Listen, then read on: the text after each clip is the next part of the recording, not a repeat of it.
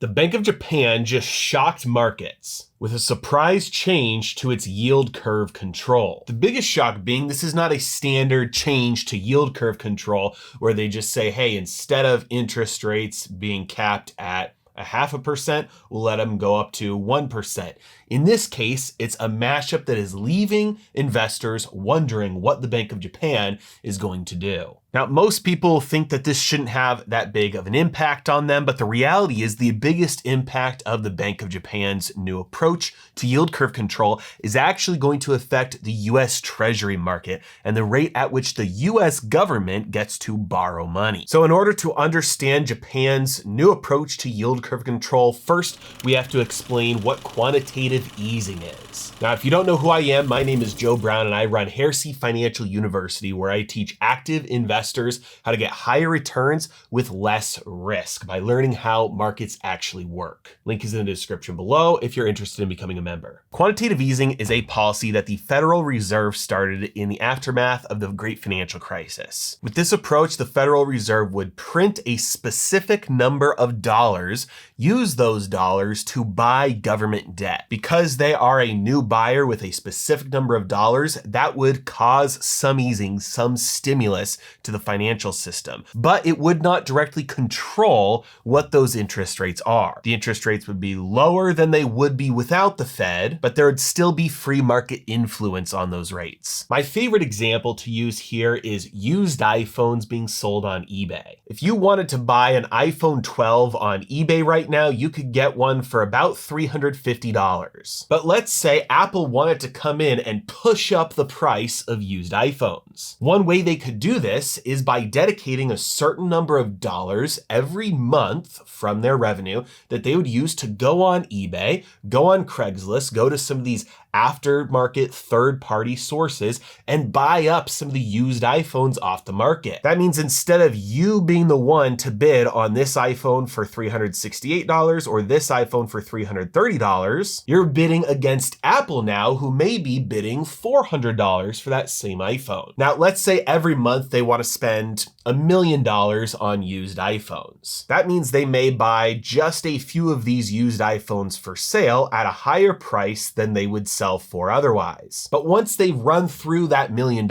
every month, they stop buying used iPhones. You may also notice that in this example, that may cause more people to want to sell their iPhones as well. Since there's a new buyer coming into town and they're spending more money on these iPhones than a regular other person would, that presents an opportunity to me. If I have a used iPhone just sitting on my shelf, I may decide to sell it since I can get a little bit more for it now than I used to be able to get for it. But first, a word from today's sponsor, I Trust Capital. Investors today face all sorts of new and unique risks. Invest in stocks and risk a stock market crash. Invest in bonds and watch the value of those bonds drop as interest rates rise. Keep your money in cash and watch inflation eat away your purchasing power. Invest in crypto and watch frauds like Sam Bankman-Fried steal all your money. This has many investors looking to alternative stores of value like gold and Bitcoin. The problem with this is that most investors are not able to access gold and Bitcoin. This is because most people have most of their assets tied up in their retirement accounts. And most retirement accounts do not allow you access to things like gold or silver or Bitcoin. This is where I Trust Capital comes in. I Trust Capital allows you to open up a new retirement account or even transfer an existing retirement account. Then you can purchase alternative stores of value with your retirement like gold, silver, and Bitcoin. In days like this where fraudulent platforms like FTX are collapsing and traditional banks like Silicon Valley Bank are failing from bank runs, I Trust Capital is still going strong because they do things the right way. You own your assets there. Your assets are always held off balance sheet and your accounts are never commingled with theirs. They partner with industry leaders like Kitco for their precious metals. They're straightforward about how they keep your assets separate and safe. And if you use my link in the description below, you will get $100 worth of Bitcoin just for signing up. So there's still free market influences here, with some people still needing to buy a used iPhone even though it's at a higher price,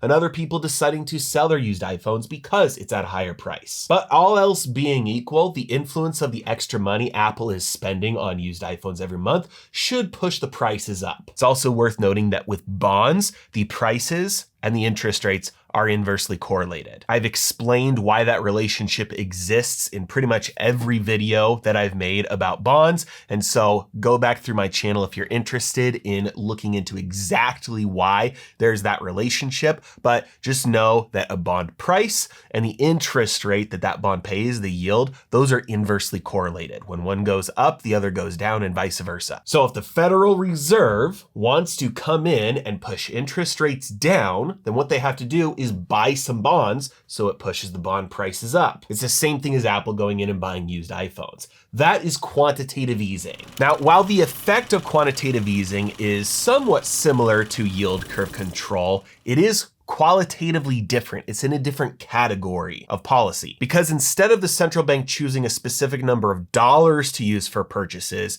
they're looking to set the actual price of what they're purchasing. So yield curve control is taking it up to another level. Let's go back to this used iPhone example where iPhones are selling for $330, $370 on eBay. If Apple decided tomorrow that they wanted to peg the price of old used iPhones at, let's say, $500 or $1,000, they would have to commit to buying any and all used iPhones necessary in order to keep them at that price. So they would go into this iPhone selling for $370 and pay $1,000 for it. They would go to this iPhone selling for $330 and again, pay $1,000 for it. And on it would go down the list. Now, if anybody picked up their old iPhone off their shelf and they listed it on eBay for $2,000, Apple's not going to pay $2,000. They just want to make sure that the floor is $1,000.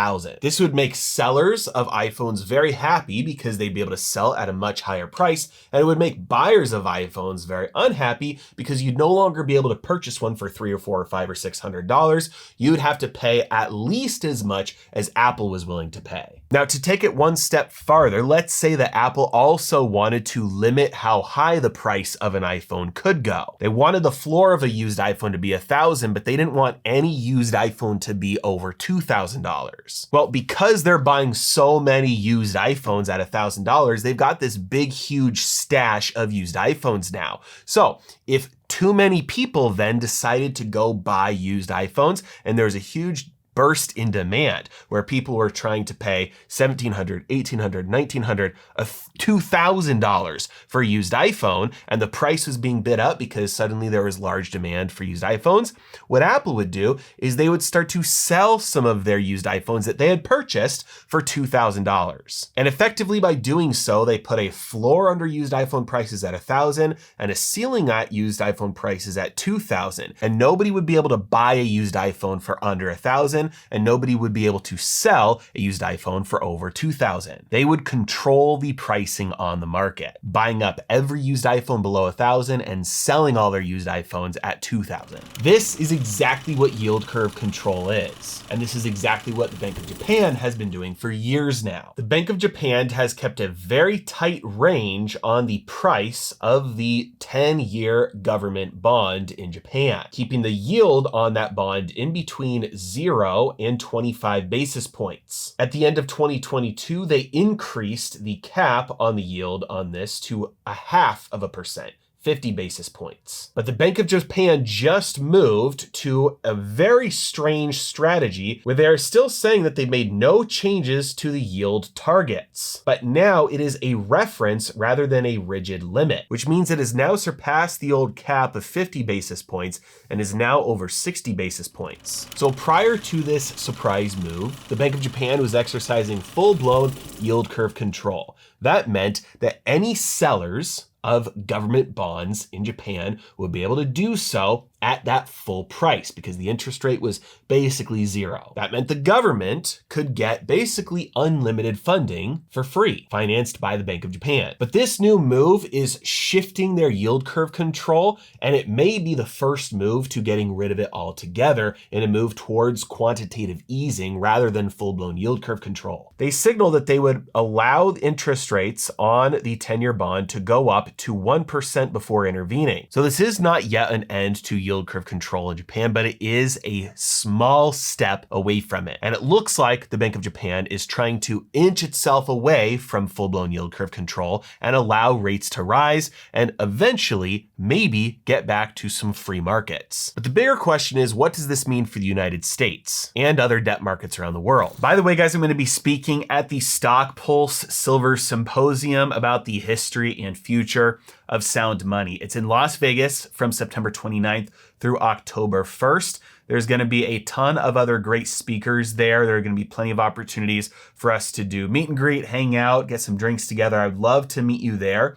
And everybody who shows up is going to get 1 ounce of silver as well, a 1 ounce silver coin. So I'd love to see you there. There's a discount link, 10% off in the description below. So sign up there, get that discount, and tickets are running out, so sign up soon. Well, very basically, it means higher interest rates. If we take a look at the tick data from the Treasury, we can see in the top right-hand corner, January of 2022, Japan held $1.3 trillion worth of US Treasuries. As of January of 2023, they hold only $1.1 trillion of US Treasuries. This trend is continuing. Japan used to be the biggest buyer of US Treasuries, but in light of their current situation and the fact that they've been battling the decline of their own currency versus the dollar, means that they are no longer concerned with providing cheap loans to the United States government. In fact, they are having to actively sell that debt in order to help defend their own currency. This is one of the main reasons why the Bank of Japan is making this move now, because if they don't, their currency is headed nowhere but further down. Japan is not alone in this. If you look at the grand total of foreign holders of US Treasuries,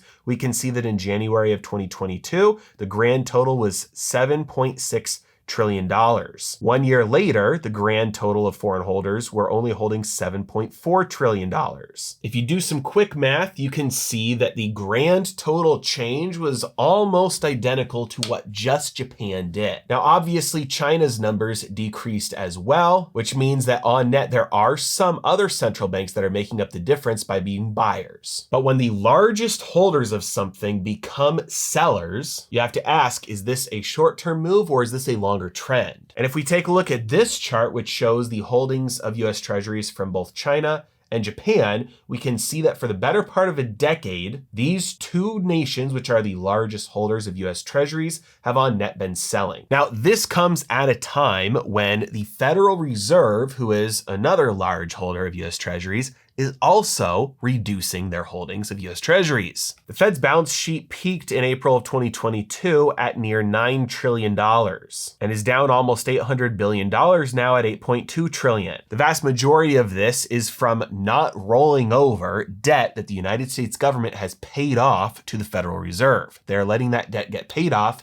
They're not printing new dollars on net to loan back out to the US government. So far we've got Japan as a net seller of US Treasuries, China as a net seller of US Treasuries, and now also the Federal Reserve as a net seller of US Treasuries. Now, if you're not familiar with bonds, one thing that's very important to understand with treasuries, which are bonds, it is debt, is that a buyer of debt is a lender and a seller of debt is a borrower. So the United States government, when they issue debt, when they sell treasuries, that is them just borrowing money. It's all different words for the same thing. So the Federal Reserve and Japan and China, when they used to lend money to US government, that's the same thing as them buying that debt, which means that with China selling debt and Japan selling debt and the Federal Reserve selling US Treasury debt, we have three major sellers of debt. Who is also selling US Treasury debt? Oh yeah, obviously the US government, because again, when the US government is borrowing more, that's the same thing as them selling more debt, which is why it looks like the yield on US government debt is on the verge of a major breakout. Right at the same time as the US government is borrowing more than it ever has, and the amount that it's borrowing is increasing month by month, quarter by quarter, year by year. That is the same exact moment in which everybody else who used to be the lender to the United States government is going away. and no longer lending money, and in fact is making the government pay them back for what they borrowed in the past. Japan is getting paid back by the US government. China is getting paid back by the US government.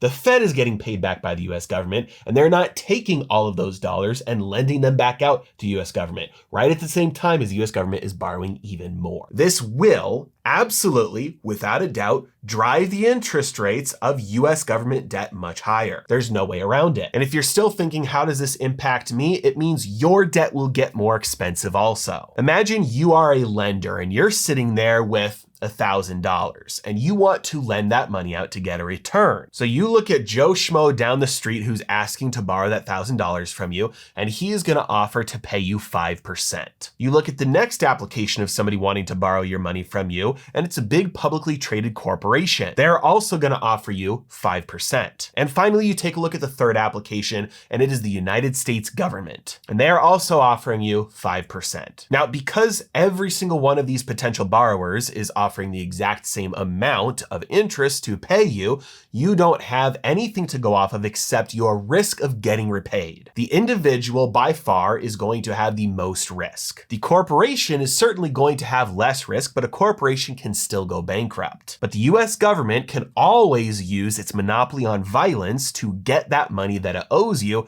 and pay you back. Therefore, the least risky borrower, considering the interest rate on all borrowers is the same, is going to be the US government. So does that mean that corporations and individuals can't get any debt? No, absolutely not. It means that if they want to be able to borrow money, they have to pay a higher interest rate to compensate you, the lender, for the additional risk you're taking on. So if the federal government right now is borrowing at 5.5%, but in a year, let's say they're borrowing at 6%, 7%, what if the federal government starts borrowing at 9 or 10%? That means that every other borrower out there for any type of debt will have to pay a higher interest rate than that. Otherwise, the lender will just choose to lend to the US government instead. This is a phenomenon known as crowding out. And when you push it to extreme, imagine what would happen if the US government was paying 20% on its debt. How many people would keep their money in the stock market? How many people would keep their money in their rental properties? How many people would do anything with their money